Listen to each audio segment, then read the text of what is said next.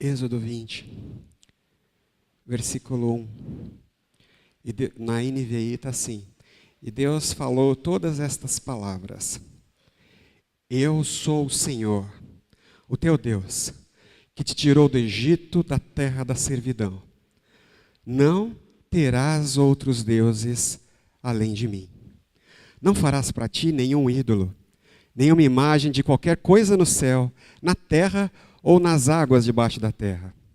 Não te prostrarás diante deles, nem lhes prestará culto, porque eu, o Senhor, o teu Deus, sou Deus zeloso, que castiga os filhos pelos pecados de seus pais até a 3ª e a 4ª geração, daqueles que me desprezam. Mas trato com bondade até 1000 gerações aos que me amam e obedecem aos meus mandamentos. Não terás outros deuses além de mim. Amém? Vamos fazer uma oração? Baixa a tua cabeça. Vamos pedir para que Deus fale conosco. Importante que você peça individualmente, né? Que você concorde nessa oração. Que você busque no seu coração. Fala comigo, Deus. Fala comigo, Senhor. Pai, nós estamos diante de Ti, Pai, diante da Tua palavra. Nós nos reunimos aqui nesse lugar, gratos por tudo aquilo que o Senhor já fez, mas nós nos reunimos em torno da Tua palavra. É ela que tem autoridade sobre nós. Nós queremos buscar, Pai, o Teu conselho nesta manhã, buscar a Tua vontade, buscar, Pai, o Teu propósito, os Teus caminhos, a Tua direção. Por isso, meu Deus, fala conosco. Fala, Pai, aos nossos corações. Ilumina as nossas mentes. É o que nós pedimos, Deus. No nome de Jesus nós pedimos. Amém. Não terás outros deuses além de mim, diz o Senhor. Não terás outros deuses além de mim. Vocês sabem o que é isso? Do que se trata essa afirmação na Bíblia? Será que essa afirmação está sozinha, isolada, ou ela faz parte de um conjunto de outras afirmações que nós conhecemos bem? Hein? Alguém? Pode falar, alguém pode me ajudar? Oi?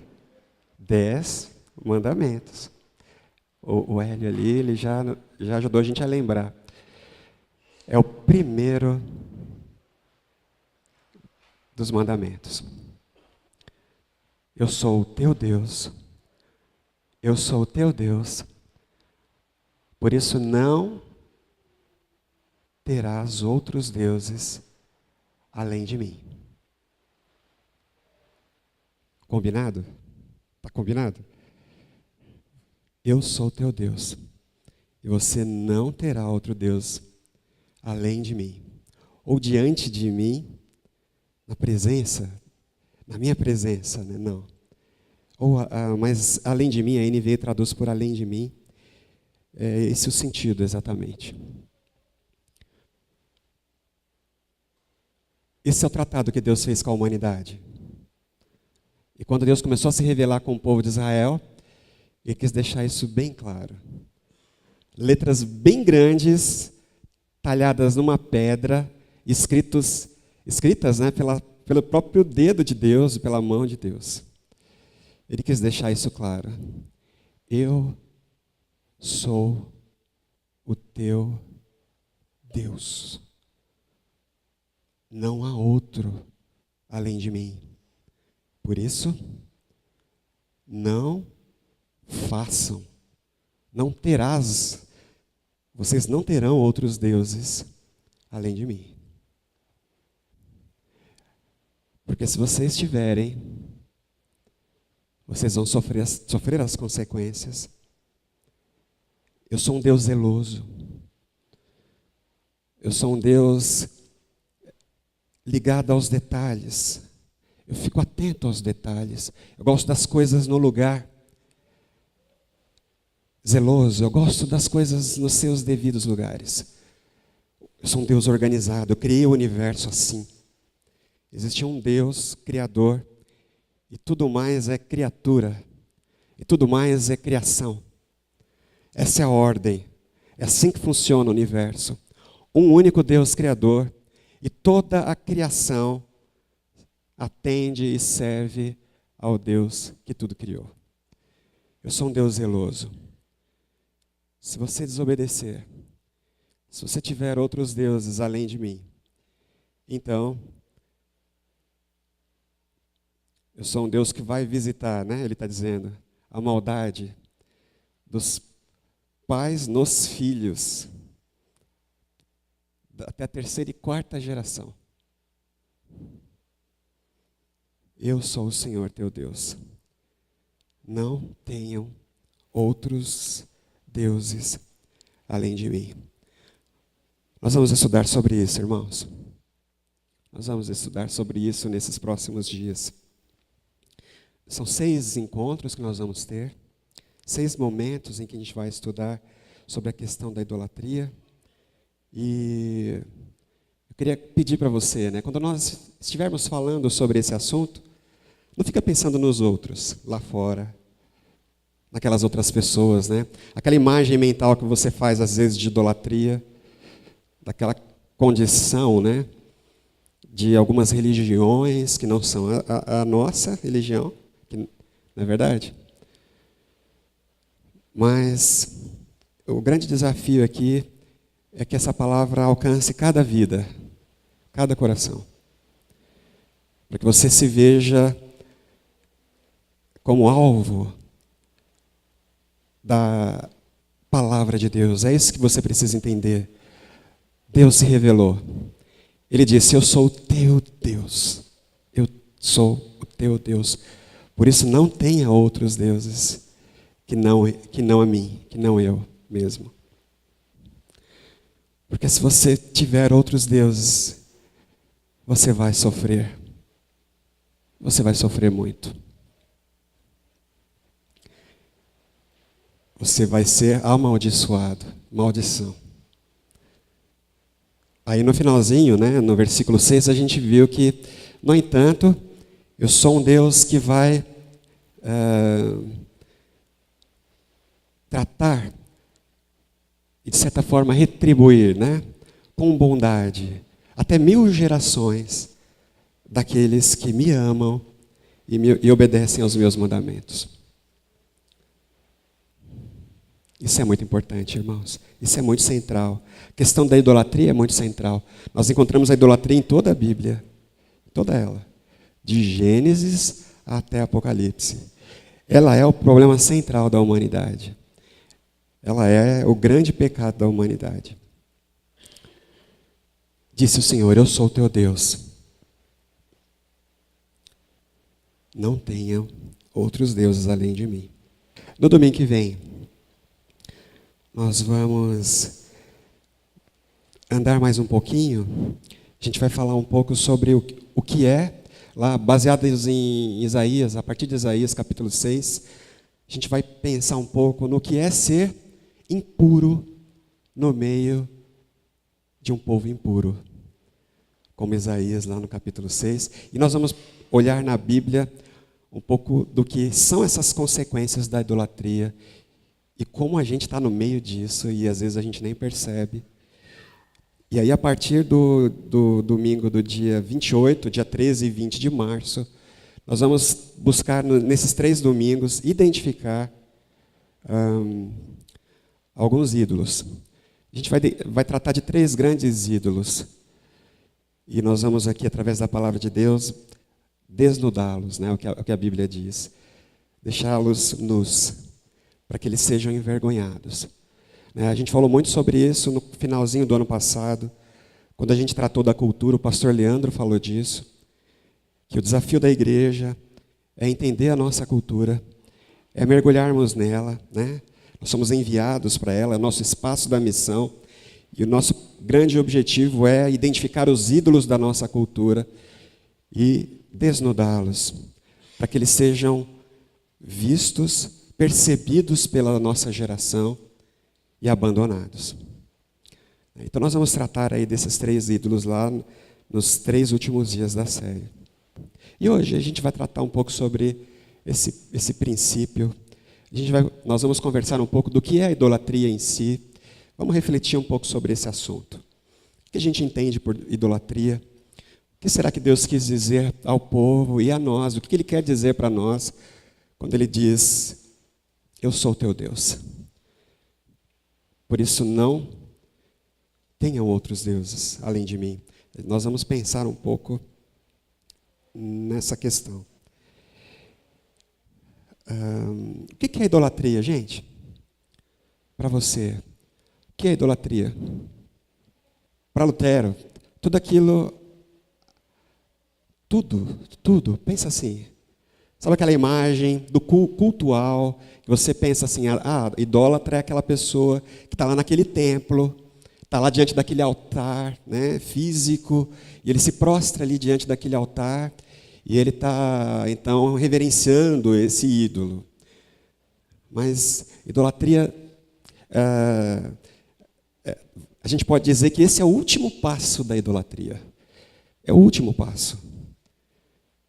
Mas até a gente chegar, né, aos pés de um ídolo, a gente tem um caminho a trilhar. Então, para Lutero, tudo aquilo a que o seu coração se apega e se entrega com confiança, aquilo que você se devota, né, ou acredita. Confiança, fé, acreditar, isso aí. Isso é o seu Deus. Isso é o seu Deus. Idolatria. Ídolon, ou eidolon, em primeiro lugar, né? Uma palavra grega que quer dizer imagem. Ou o corpo, um corpo que personifica a imagem. Em primeiro lugar, imagem. E latreia, culto. Culto. Culto à imagem. Culto a uma imagem. Por isso eu quero que você apague da sua mente aquela ideia única que a gente tem na cabeça de que é só uma estátua. Uma imagem é uma estátua. Porque, de repente, ídolo se tornou sinônimo de estátua. Mas esse não é o sentido original da palavra.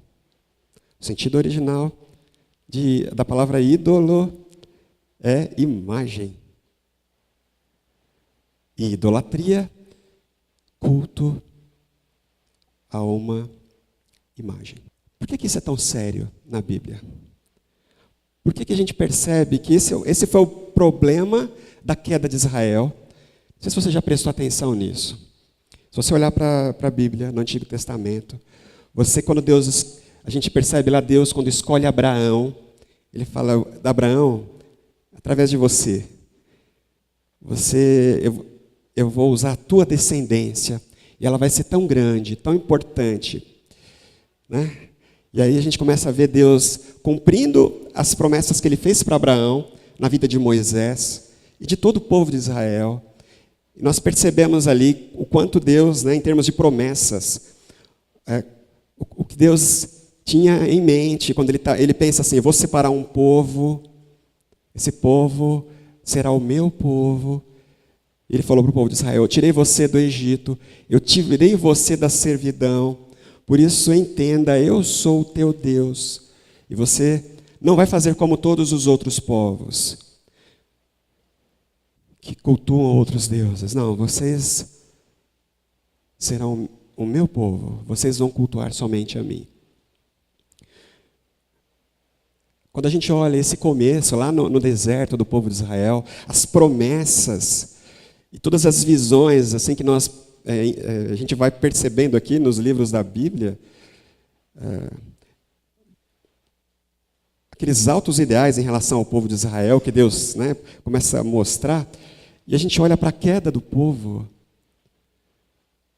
Israel depois sendo espalhada por toda a terra. Nós vamos ver um pouco melhor disso na semana que vem, quando a gente estudar Isaías, o livro de Isaías. Porque o livro de Isaías fala como Israel fracassou. E fracassou porque se tornou idólatra. Eles não percebiam. Eles não estavam percebendo. Eles iam ao templo semanalmente. Eles faziam as orações diariamente. Eles participavam dos rituais diariamente. Eles observavam as diretrizes e os mandamentos sempre. Mas eles haviam se tornado um povo idólatra. E eles foram, então, amaldiçoados. E se a Bíblia leva essa questão tão a sério, se Deus trata isso de uma forma tão pessoal, sabe? Quando algo é pessoal, já viu aquela expressão de alguém? Ah, mas desculpa, não é pessoal. Você não precisa ficar bravo. É coisa do momento, né? Não é pessoal, não. Mas quando se trata de idolatria, Deus toma como algo muito pessoal. Totalmente pessoal. E Ele reage. E a humanidade sofre com a maldição, a criação sofre com a maldição. Por que para Deus é tão pessoal? Todos os seres humanos foram criados para ser criaturas refletoras. E vão refletir aquilo com que estão fundamentalmente comprometidas. Seja o Deus verdadeiro, seja qualquer outro objeto da ordem criada. O ser humano foi criado para refletir. Se nós não entendermos isso, a gente não entende o conceito de idolatria. Deus criou o homem conforme a sua imagem e semelhança. O homem foi criado para refletir a imagem, a luz, o brilho, a glória de Deus. O homem não tem glória nele mesmo, luz nele mesmo e imagem nele mesmo. O homem foi criado com toda a criação para refletir a imagem de Deus. E o ser humano, principalmente, foi criado para refletir a imagem de Deus. A luz de Deus. A face de Deus. Sabe a diferença do sol e da lua? Vamos tentar explicar melhor. Qual que é a diferença do sol e da lua? Né? Você aprendeu lá no primário. O sol tem luz própria. Já a lua? Não. A lua reflete, não é? Não é isso? Se ela não receber essa luz que veio do sol, ela não vai ter imagem nenhuma. Sem imagem. Sem imagem. O homem foi criado para refletir a imagem de Deus, a luz divina. Ele nasceu para ser lua. Ele foi criado para ser lua, não sol. De forma alguma ele é sol. Ele não tem luz própria. Ele não vai refletir a sua própria imagem. Isso é impossível. E é por isso que Deus entende a idolatria como algo tão pessoal e tão pessoal. Quando a gente pensa na idolatria, nessa questão do culto, né? Porque se idolatria é culto à imagem, a gente já pensou um pouco na questão da imagem. Agora vamos entender melhor esse lado do culto também. Porque culto, não sei se você já entendeu isso, né? A gente tem falado muito sobre isso. Nós temos ouvido tanto. Sabe aquela frase que o verdadeiro culto a gente pratica no momento em que a gente pisa do lado de lá da calçada? Lembra disso? O verdadeiro culto é aquele que acontece de segunda até o sábado. O verdadeiro culto, como disse Jesus para aquela mulher samaritana, não é aquele que é feito no lugar sagrado, no dia sagrado. O verdadeiro culto e Deus procura adoradores que assim o cultuem. Deus está à procura de adoradores que o cultuam de segunda a segunda, em todos os lugares, em todos os momentos. O verdadeiro culto é o culto da prática, é o culto da vida diária.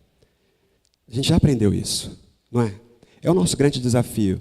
A gente não quer ser uma igreja de hipocrisia, chega aqui a gente cultua, e quando a gente deve praticar, obedecer, servir a Deus na semana a gente não faz. Não, nós queremos servir, cultuar, por isso que a palavra culto, adoração, serviço, obediência, na Bíblia é tudo sinônimo. Lá na língua grega e hebraica, são sinônimos. Às vezes são traduzidas para culto, às vezes a mesma palavra é traduzida para serviço, às vezes a mesma palavra é traduzida para obediência. Mas obediência, serviço e culto são sinônimos do conceito de adoração.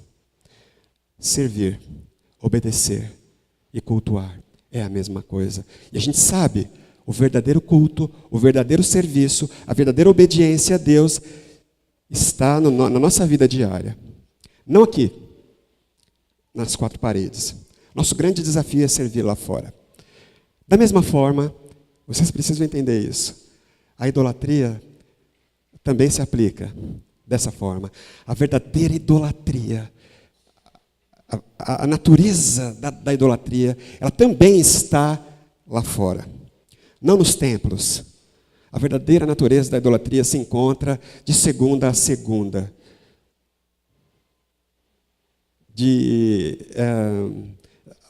Na medida em que nós andamos por essa cidade, a quem nós temos obedecido, a quem nós temos servido, a quem nós temos cultuado.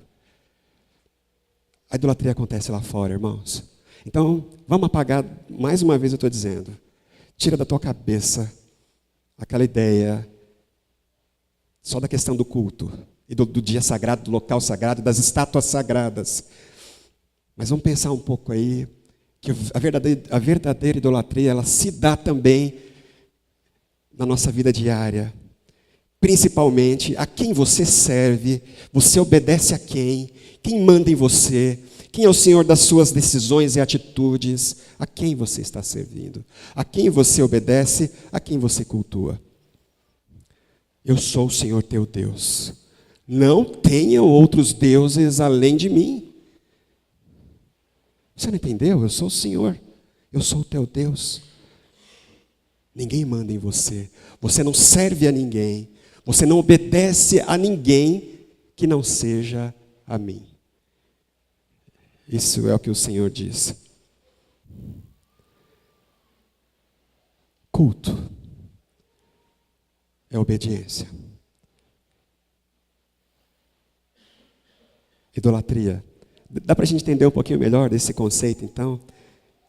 Será que a gente tem mais luz agora para entender? Esse autor é o Bale.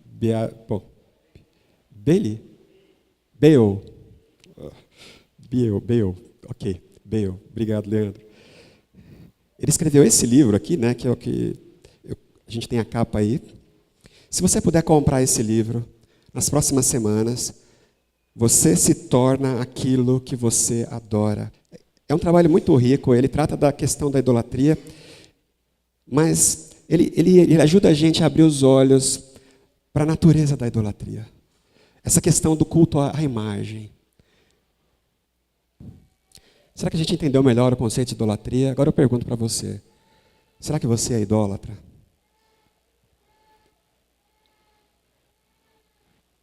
Não precisa responder, não. Nós vamos pensar sobre isso. Existe um teste de idolatria. Esse é o teste que a gente vai fazer. Nós vamos pensar nisso. Você reflete a imagem de quem? Pergunta de hoje é essa aí. Será que eu sou idólatra? Para saber, é só a gente entender. Eu reflito o quê? Né? Qual é a imagem que eu reflito? o que é visto a partir de mim, né? O que é percebido a partir de mim. Que imagem você reflete? Qual é a imagem que você reflete? Qual? Eu sou o Senhor teu Deus, eu que te tirou lá do Egito, da terra da servidão. Não terás outros deuses além de mim. Não terás outros deuses além de mim. Versículo 4 diz assim: não farás para ti nenhum ídolo, imagem. Não farás para você eidolon, né? Uma palavra lá que foi usada, traduzida para o grego, ídolo. Não fará nenhuma imagem de qualquer coisa no céu, na terra ou nas águas debaixo da terra. Não te prostrarás diante deles e nem lhes prestará culto, porque eu, o Senhor, o teu Deus, sou um Deus zeloso. Eu vou tratar isso como algo muito pessoal. É pessoal para mim. Não deve ser assim. Não é assim que funciona o universo criado. Vocês vão refletir a minha imagem, a minha glória. E quando o homem pensa que ele pode inverter, ele pode ficar do outro lado dessa equação. E aí ele projeta a imagem dele em algo. Ou a imagem de qualquer coisa que foi criada, do sol, ou da natureza, árvores, objetos. Quando eu projeto essa imagem, essa minha imagem, nessas coisas, então, eu me devoto a elas, e eu vivo em torno delas, e eu obedeço a elas, e eu sirvo a elas. Deus falou: não faça isso, porque se você fizer, você estará debaixo de uma pesada maldição. Você é idólatra? Qual é a imagem que você tem refletido?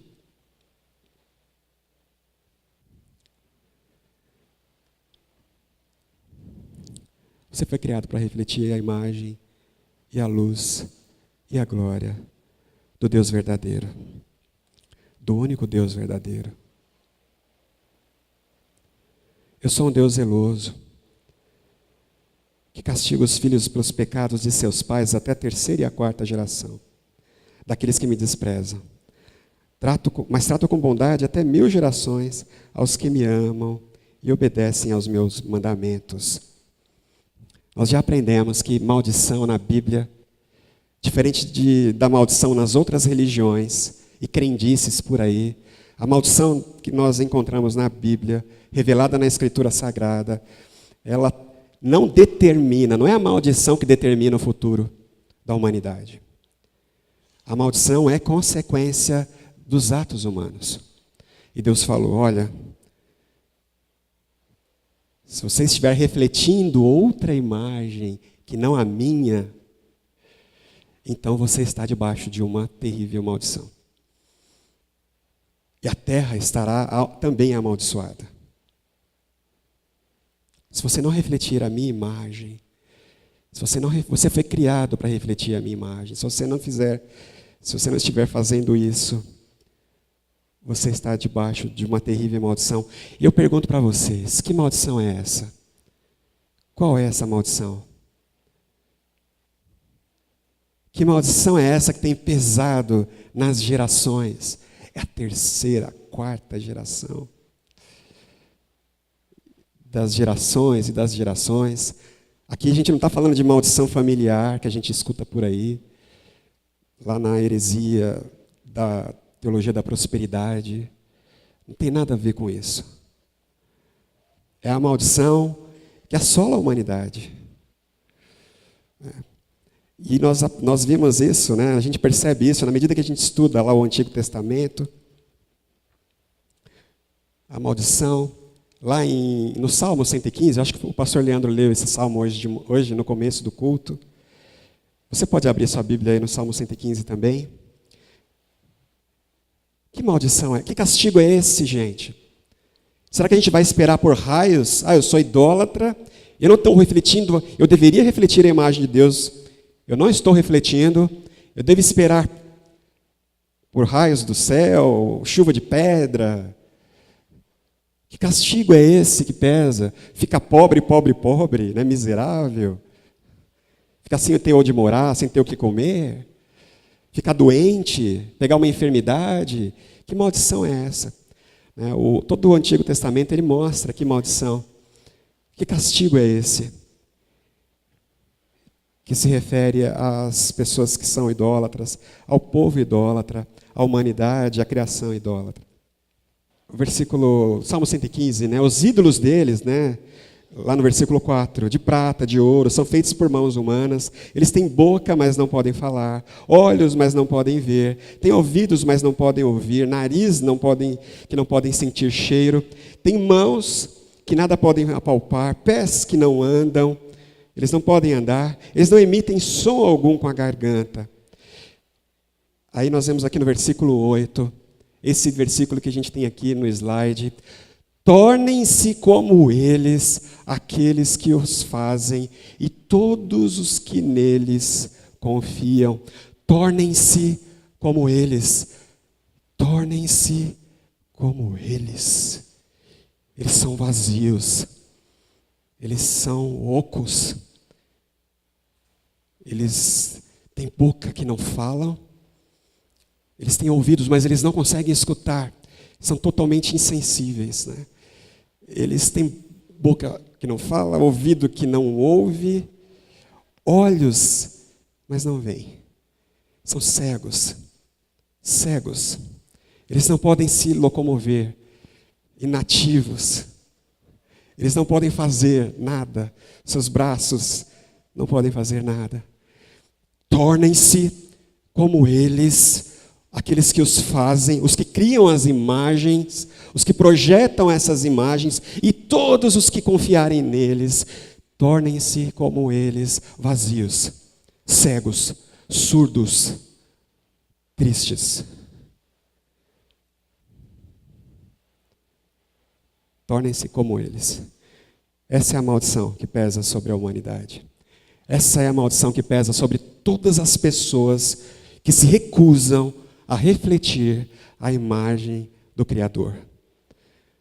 Todas as pessoas que se rebelam contra a sua vocação de refletir a imagem do Deus Criador.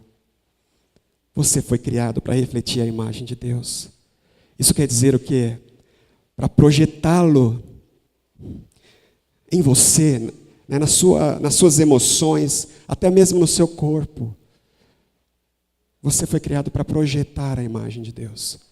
Ser projeção de Deus. Receber, e projetar. Você foi criado para isso. Na medida que nós fazemos isso, então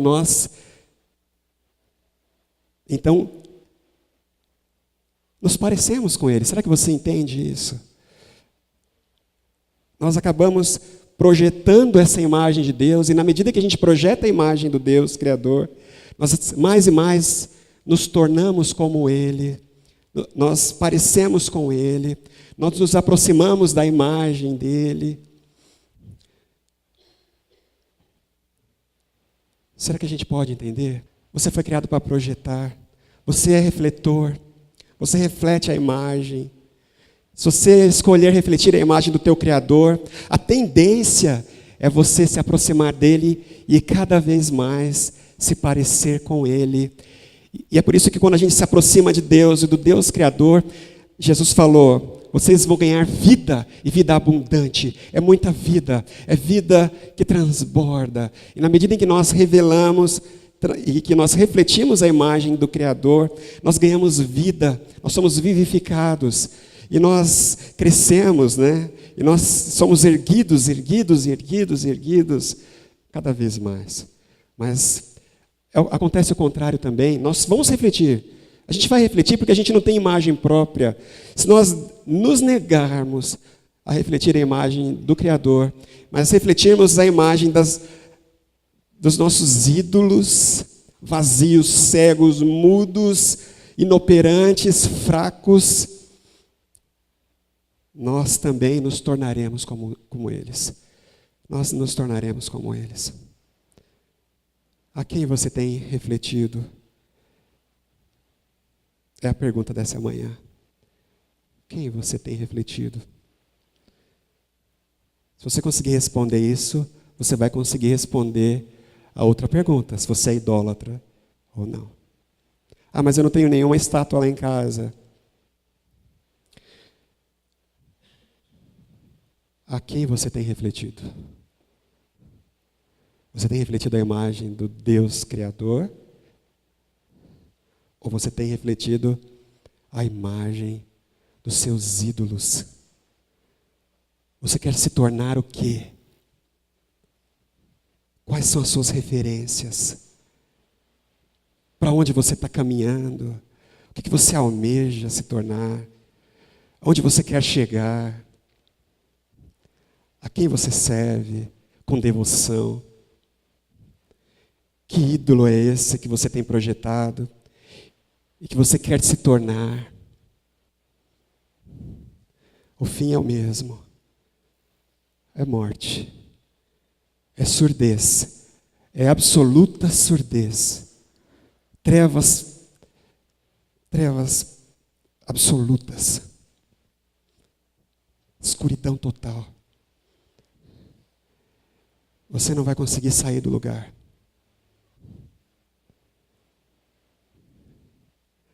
Mas se você refletir a imagem do Deus Criador, eu trouxe 2 versículos para a gente terminar aqui. O primeiro está em 2 Coríntios, capítulo 3, 18. Mas todos nós, com o rosto descoberto, refletindo como um espelho a glória do Senhor, somos transformados de glória em glória, na mesma imagem, como pelo Espírito do Senhor, somos transformados. Esse texto de 2 Coríntios, Paulo ali estava falando sobre a imagem que Moisés refletia. Esse era o assunto. Moisés subiu para o monte. E ele foi para buscar a presença do Deus Criador. E ele foi buscar a presença de Deus e ouvir e aprender, se aproximar. E quando ele desceu do monte, ele refletia a imagem de Deus. Na face dele, a glória era refletida na face dele.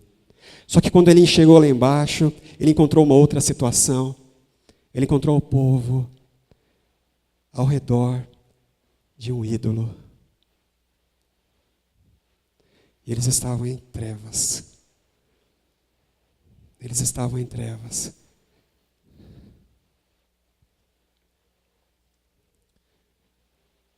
E é um contraste que a gente vê ali. E o apóstolo Paulo fala. A gente, como Moisés, mas melhor ainda do que Moisés, porque a glória foi desvanecendo, né? Com Jesus acontece diferente. A própria imagem de Deus, ela vai sendo produzida em nós, cada vez mais. Somos transformados de glória em glória. Quando nós optamos, se você optar por refletir a glória de Deus em Cristo, a cada dia, irmãos, a cada experiência, a cada momento, você vai ser transformado mais e mais para transmitir, para refletir essa imagem, como um espelho. O espelho não tem imagem própria, não. Ele reflete, né? Mas vai ser a imagem do Cristo, que é a expressão da imagem de Deus. E tem mais um versículo, Romanos capítulo 8, versículo 29. Pois aqueles que de antemão conheceu, também os predestinou para serem conformes à imagem de seu Filho, a fim de que ele seja o primogênito entre muitos irmãos. A quem você tem refletido? Essa pergunta é muito importante. Você precisa responder isso. Responde isso agora, diante de Deus, né? Aí você, não é para falar em voz alta, não. Quem você tem escolhido? A quem você tem escolhido refletir? Quem? Você é espelho de quem? Que imagem você tem refletido?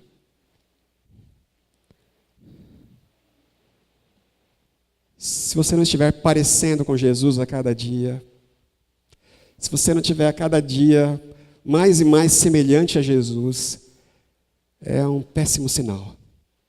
É um sinal de que você é idólatra. Você está refletindo a imagem da sua cultura, às vezes é a imagem da sua escola, às vezes é a imagem da televisão, às vezes é a imagem da sua empresa. Que imagem você tem refletido? Se não for a de Jesus, você está incorrendo em idolatria.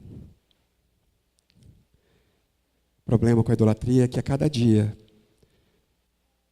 diferente do que acontece que quando a gente reflete Jesus, cada vez mais a gente está mais e mais parecido com Deus em Cristo.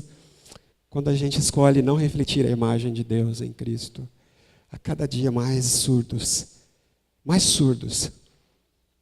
Mais surdos. Eu sou o Senhor teu Deus. Eu não estou escutando nada. Eu não estou ouvindo nada. Não escuto. Não vejo. A sarça ardendo. Não vejo.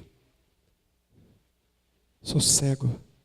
Nós nos tornamos insensíveis à voz de Deus. A gente fica cada vez mais mortos e mais mortos. Frios, frieza espiritual. A gente fica frio. Deus nos chama hoje para sair da idolatria, irmãos. É dia de arrependimento. Tá bom? Tá certo? Coloca isso aí no teu coração. Entenda esse texto como algo pessoal para você. Eu sou o Senhor teu Deus, que te tirou da servidão. Não tenha outros deuses além de mim. Não reflita outras imagens que não a minha. Porque senão você vai se tornar como eles. Com olhos que não podem ver. Com ouvidos que não podem ouvir, com mãos que não podem trabalhar, com pés que não podem caminhar.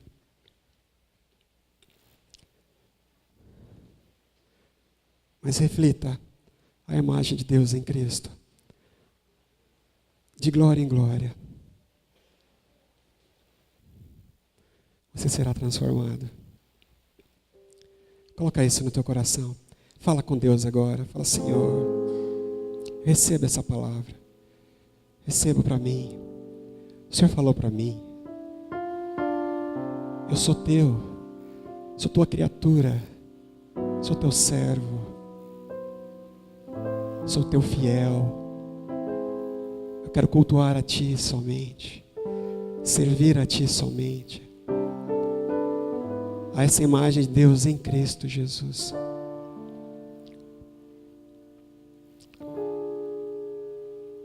Eu quero percebê-la sendo formada em mim. Fala isso. Preciso ver a imagem de Cristo formada em mim. Pelo Espírito Santo. Fala isso com o Senhor. Eu não quero refletir outra imagem que não a sua.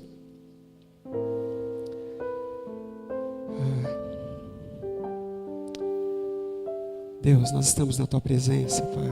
É diante da tua palavra. Oh, Pai. Nós queremos, Pai, como salmista, dizer não a nós, Senhor. Não a nós, mas ao Senhor. Ao teu nome na glória. Ao teu nome toda a glória. Toda a glória. Oh Deus, nós queremos nos quebrantar diante da tua palavra. Quebrantamento é algo que compete a nós. Nós queremos nos humilhar diante da tua mão poderosa. Nós queremos buscar, Pai, um lugar de arrependimento, um cantinho, Pai, de onde a gente possa voltar. do nosso pecado de idolatria, Senhor. Perdão, Senhor, nós pedimos. Perdão. Perdão, Pai. Porque não temos refletido a Tua imagem. Nós temos nos negado a isso, Senhor. Nós temos nos negado a refletir a Tua imagem. Atendermos o Teu propósito para nós. A gente pensa que a gente vive para nós mesmos, Senhor. E aí nós criamos até os nossos